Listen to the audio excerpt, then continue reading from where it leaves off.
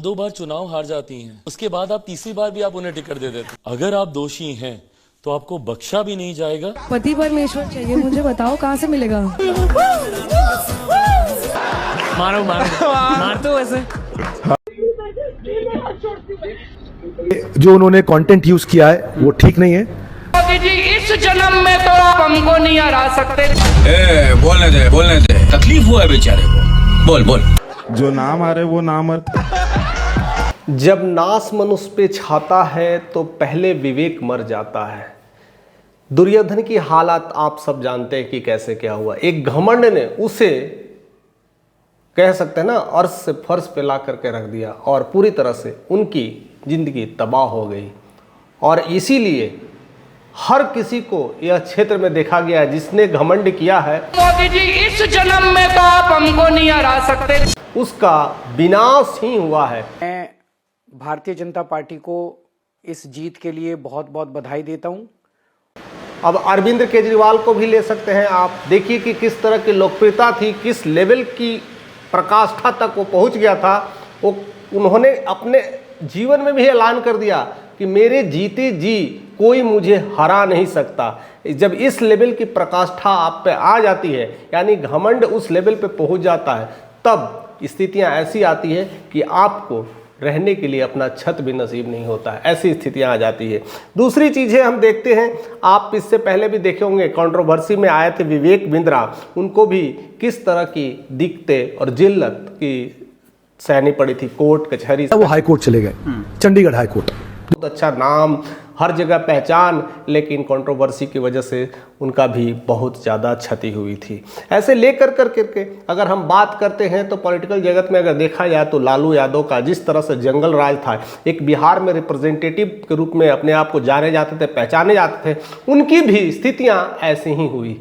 यानी जब जब किसी ने इंसान घमंड किया है तो उनकी स्थितियाँ ऐसी हो गई है कि उनको फिर दोबारा मौका नहीं मिल पाता है चढ़ने को।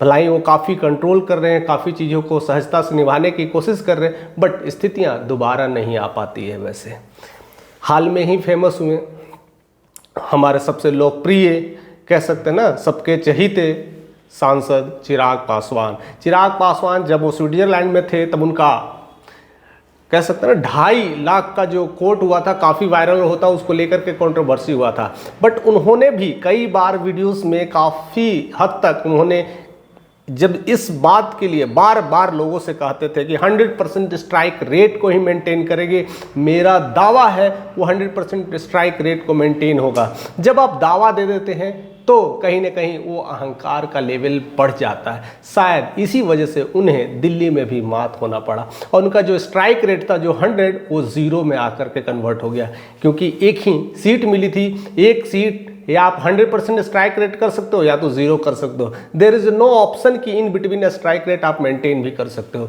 तो ऐसी परिस्थितियाँ आ जाती है। अहंकार यही है और इसी का जीता जागता आज उदाहरण देखने को मिला है वो रणबीर इलाहाबादिया का मिला है।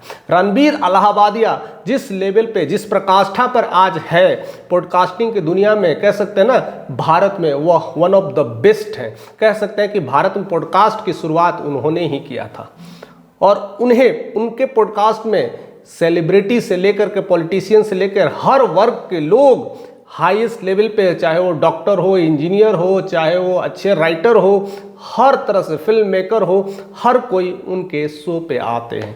TRS शो उनका चलता है, बहुत अच्छा खासा नाम है, रणबीर इलाहाबादिया के नाम से फेमस है और उनके शो पर हर जगह होता है, हर जगह वो उन्हें बुलाया जाता है। लेकिन उन्होंने एक टैलेंट कर करके एक शो में उन्होंने इस तरह से कंट्रोवर्सी बातें बोल दी थी, इस तरह से माँ बहन से रिलेटेड ऐसी बातें, अभद्र बातें बोल दी थी, जिससे उनका जो एक लेवल है, एक जो सम्मान है उनके प्रति, जिस तरह से वो अपने आप को रिप्रेजेंट करते हैं, एक स्पिरिचुअलिटी को रिप्रेजेंट करते हैं, एक अध्यात्म को रिप्रेजेंट करते हैं, अपने आप को कूल डूड की तरह रिप्रेजेंट करते हैं और एक धार्मिक की तरह रिप्रेजेंट करते हैं। शायद उनकी इस वीडियोस के बाद वह सब कुछ उनका बर्बाद होता हुआ दिखाई पड़ रहा है। आज उनकी पूरे देश भर में इतनी आलोचना हो रही है, हर जगह, हर सोशल मीडिया पे। ऐसी कोई सोशल मीडिया नहीं है, चाहे वो ट्विटर हो, चाहे वो इंस्टाग्राम हो, चाहे वो यूट्यूबर हो, चाहे वो फेसबुक हो, चाहे वो लिंक्डइन हो, हर जगह उनकी बुराई ही सुनने को मिलता है। यानी उनके पास पॉडकास्ट करने के लिए एक लाइन सी लगी होती है, नंबर्स नहीं मिलते और काफ़ी पैसे देने पड़ते हैं।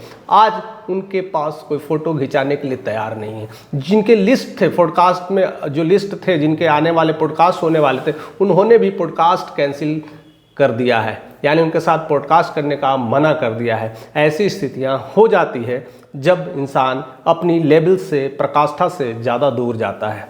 और यही चीज़ है बिहार में भी बहुत सारी चीज़ें देखने को मिलती है। यही सारी चीज़ें अगर हम बात करें तो पॉलिटिकल जगत में आप जिस तरह से एक कांग्रेस का एक लेवल था जो कई सालों तक, दशकों से, 70 सालों से कह सकते हैं एक राज चला था, एक अपना एक वर्चस्व चलता था, धीरे धीरे वो धूल से चला गया, यानी धूलहीत हो गया, यानी पूरी तरह से एक सत्यानाश ही कह सकते हैं। एक अच्छा खासा वर्चस्व, एक अच्छा खासा नाम, नेहरू परिवार, इंदिरा परिवार, इस तरह से एक नाम आता था, राजीव गांधी का परिवार, मीन्स एक पूरी तरह से इंडस्ट्री थी, वह निष्णाभूत होते हुए दिखाई पड़ रहा है दिल्ली के इलेक्शंस में। ज़ीरो। यह बात का जीता जागता सबूत है। वही हम यूपी की भी बात करें तो देख लिया अखिलेश यादव, उसके पहले उनके पिता थे। मीन्स देखा जाए तो एक पूरा गढ़ था और देखते ही देखते देखते देखते वो सब खत्म हो गया और एंट्री ले लिए योगी ने। और ऐसे बहुत सारी जगहों पर ये सब सारी चीज़ें होती है। जब अच्छी चीज़ें मिलती है, जब आपको बहुत बड़े लेवल पे प्रकाष्ठा मिलती है, तब आप भूलने लगते हैं कि हमारी सरजमी क्या था, हम किस स्टेज से आए थे। अगर हम रणबीर इलाहाबादिया का थोड़ा सा पास्ट हिस्ट्री को लेकर के चलते हैं तो देखा जाता है कि उन्हें बहुत सारे एडिक्शंस थे और एडिक्शंस के चलते वह रिहेब में रहे थे और अपने आप को काफ़ी ठीक करने की कोशिश की और एक अच्छी इनिंग की शुरुआत की। बहुत सारा दिन स्पिरिचुअलिटी में रहे, अध्यात्म में रहे, कई महीनों तक अध्यात्म के साथ बिताए, स्पिरिचुअलिटी के साथ बिताए और तब जाकर के उन्होंने अपने आप को रिफ्लेक्ट किया था और इसी वजह से वो काफ़ी ट्रेंड, काफ़ी फेमस और यंग डायनेमिक एक डूड के रूप में जाने जाते थे। लेकिन उनकी अंदर मानसिकता किस लेवल की है यह कोई नहीं जानता है। कहते ना, कुछ चीज़ें देखने को होता है, कुछ चीज़ें दिखाने को होता है। जो दिखता है वो होता नहीं और होता है वो दिखता नहीं। शायद ऐसा ही रणबीर इलाहाबादिया का एक एग्जाम्पल आज सेट हो गया है। जो दिखता था वो तो सब लोग देख रहे हैं, जो नहीं दिखता था वो लोग नहीं देख पा रहे थे। लेकिन कल ऐसे इंसिडेंट हुई, ऐसी चीज़ें, घटनाएं घटी जिसके वजह से पूरी दुनिया देख ली है कि एक इंसान के कैसे कैसे रूप होते हैं जो दिखता नहीं है। इसलिए बहुत लोग आज ऐसे इस क्षेत्र को लेकर करके कई सारे प्रॉब्लम्स और आभास प्रकट कर रहे हैं। और सिर्फ मैं इसी फील्ड की ही बातें नहीं कर रहा हूँ। अगर आप चले जाइए, आप स्पिरिचुअलिटी में भी चले जाइए तो कई सारे ऐसे बाबा हुए जिनमें आसाराम बापू का नाम आता है, राम रहीम बाबा का नाम आता है, भोले बाबा का नाम आता है, जो कई सारे ऐसे कंट्रोवर्सी में चले गए हैं। यानी नाम इतना कमाए, इतनी शोहरत, इज्जत कमाए, लेकिन ऐसी कुछ चीज़ें अभद्र व्यवहार कर देते हैं, ऐसी अपनी शालीनता पर टिप्पा टिप्पणी कर देते हैं, ऐसी नीच हरकत कर देते हैं जिसके कारण उनकी पूरी अच्छी खासी साम्राज्य कब धूमिल हो जाता है पता भी नहीं चलता है। तो हमें तो अपने ग्रंथों से सिखाया गया, हमें तो अपने शास्त्रों से सिखाया गया, अपने तो वेदों से सिखाया गया, सब कुछ तो हमारे अपने धरोहर में ही था, अपनी संस्कृति में ही था। लोग उसको ही पढ़ के या तो आगे बढ़े हैं और उसको ही भूल कर फिर वहीं पर आ गए। इसीलिए भगवत गीता हमेशा हर किसी को यही बताता है कि कर्म किए जा, फल की चिंता ना कर। और जैसे ही फल आ जाता है तो कर्म को लोग भूल जाता है, अपनी सरजमी को भूल जाता है, अपने औकात भूल जाता है, फिर ईश्वर उसको पटक करके अपनी औकात उन्हें दिखा देता है। और शायद यही सब एग्जाम्पल्स हमें देखने को मिल रहे हैं। आजकल के जितने सारे एग्जाम्पल्स देखने को मिल रहे हैं, आज इसी का एग्जाम्पल है रणबीर इलाहाबादिया, TRS शो, इतना छवि अच्छा नाम, जो और भी इसके आड़ में जो ऐसे काम कर रहे थे, जो टैलेंट हट के नाम से फेमस है या कह सकते हैं ऐसे बहुत सारे जो शो चला रहे हैं, शायद अभी बहुत सारे ऐसे शो हैं जो हम उनको नाम तक नहीं जानते हैं, ऐसे शो शायद रणबीर अलाहाबादिया की वजह से जान गए और उन पे भी पूर्ण विराम लग गया है। तो ऐसा नहीं है कि आप गलत हैं और आपको कोई देख नहीं रहा तो आप शेर हैं। ऐसा दिन आता है कि माँ बहन की गालियाँ भी देने वाला इंसान रो के फिर वही फुटपाथ पे, फिर वही एक ऐसी दरिंदगी वाली इंसान एक ऐसा फूट फूट के रोता है, फिर ईश्वर भी उन्हें माफ़ नहीं कर पाता है। शायद ऐसी स्थितियां कई सारे लोगों को देखने को मिला है और दुनिया में कभी भी ऐसा अक्सर देखने को मिलता है। इंसान को जब सफलता बहुत जल्दी मिलती है ना, तो वो उसे डाइजेस्ट नहीं कर पाता है, वो अपने सर पे नहीं रख पाता है। वो सर में कहते ना कि खुजली होने लगती है, कुछ ऐसा होने लगता है, वह बौखलाने लगता है और अजीब अजीब हरकतें कर देता है। शायद उनकी जो मन में ऐसी बहुत सारी जो विचारें हैं जो इसको दबा के रखा हुआ था वो बाहर आने लगती है। जब आप सब लेवल्स को पार कर लेते हो तब आप बाहर आती है, फिर आप पता चल जाता है कि आप रियल में क्या हो। जो रील में दिखता है और रियल में काफी फर्क होता है, वो सब कुछ सामने देखने को मिलता है। कई लोग ऐसे होते हैं जिनके नाम खराब हैं, उनकी हम बात नहीं कर रहे हैं। जिनके नाम अच्छे हैं उनको खराब अगर हो जाता है, धूमिल होता है, तो हमें भी ठेस लगता है कि हम इसी भारत में, इसी सभ्यता संस्कृति में और इसी जगत में हैं। और इसीलिए आज बिहार में इतनी बड़ी लड़ाइयाँ चल रही है, इतनी बड़ी जो कह सकते हैं ना पॉलिटिकल लड़ाई चल रही है। एक पार्टी नहीं, ऐसे कई पार्टी खड़े हो जा रहे हैं। प्रशांत किशोर पार्टी क्यों आ गए? अभी देखा जाए तो एनडीए में इतनी सारी जो तबातोड़ मीटिंग चल रही है, क्यों हो रही है? बिहार में अभी तक मुख्यमंत्री का जो चेहरा है क्लियरिटी से रिवील नहीं हो पा रहा है। क्या है इसके पीछे कारण? क्या सत्ता की भूख नहीं है? क्या घमंड नहीं है? क्या लोभ नहीं है? कहीं ना कहीं इस चीज़ का भी किसी न किसी दिन अंत होने वाला ही है।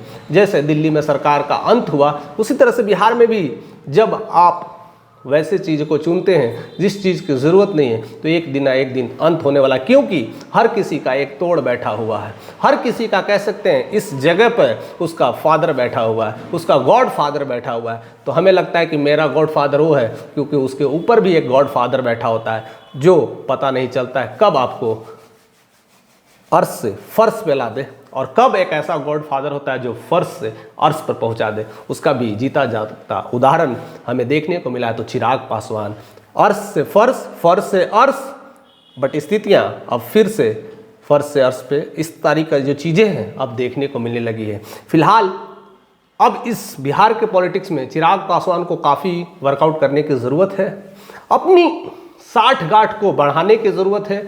जिस तरह से लोकप्रियता उनकी कदम चूम रही है, वह अपने धरातल को भी उतना ही चूमना भी चाहिए, अपनी बिहार की धरती से भी उतना ही मोहब्बत करना चाहिए, उतना ही लगाव रहना चाहिए, उतना ही लोगों के साथ विजिट करना चाहिए, उतना ही लोगों की बातें सुनना चाहिए जिनके वजह से वह जाने जाते हैं। बिहार फर्स्ट, बिहारी फर्स्ट का नारा लगाते हैं। शायद वही बिहारी लोग आज ढंग से उन्हें पहचान नहीं पा रहे, मिल नहीं पा रहे। कई लोग बस खाली जानते हैं कि चिराग पासवान एक हीरो है, एक्टर है, फिल्म वाला काम करता है और खूबसूरत दिखता है, स्टार्ड है, स्टारडम है। ये किस काम आएंगे?